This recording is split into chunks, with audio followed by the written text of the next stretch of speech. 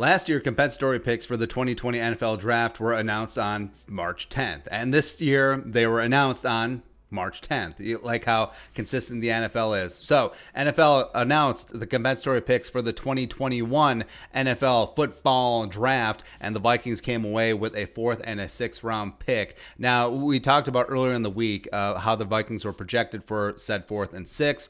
4th is for losing Trey Waynes in free agency. Could have been a 3rd, but Waynes unfortunately missed the season with a torn pec. The 6th is for Mac Alexander, and then there was some other netting off. There's actually no 7th round compensatory picks given out this time around. It's because all the picks went in the 3rd through 6th rounds. And the past couple years, the Vikings have done extremely well in accumulating compensatory picks. This is their 5th straight season with picks. And if you want to check out how compensatory picks works, we did a video earlier in the week. I don't know where the link is, but yeah, go check that out. So the Vikings officially have 12 draft picks. This on the heels of having 15 selections, an NFL record in the 7-round modern NFL draft era. So the Vikings in at 14. They don't have a 2nd round pick. They sent that to Jacksonville Jaguars for Yannick the Freaking Ngakoue.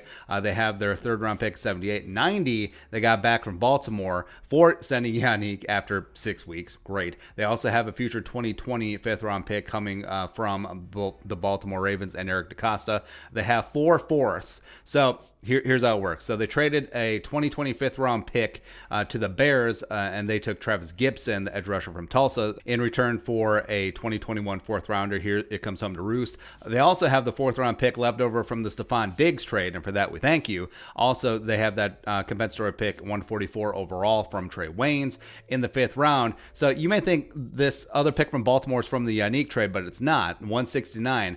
In 2020, the Ravens traded a future 5th round pick for a 6th and a 7th, which they used on SMU wide receiver James Prochet and Iowa safety Geno Stone, respectively. And then they also have a late 6th round compensatory pick from Mac Alexander as well. So 12 picks in total, only 1 7th round pick. Of course, insert joke about how Spielman gets all the 7th round picks. But even though the Vikings don't have a 2nd, the Vikings are set up extremely well. And given the board, the Vikings do have the freedom to go BPA because they now officially have 6th, 3rd, and 4th round picks, and given the Vikings' position of need, interior offensive line, interior defensive line, safety, there's going to be a lot of really talented players, especially defensive tackle and safety, in the 3rd and 4th round area. So you don't really need to press and reach and take a guy just because he plays a position of need. Go BPA, baby, or potentially trade down if you get good enough value to do so. But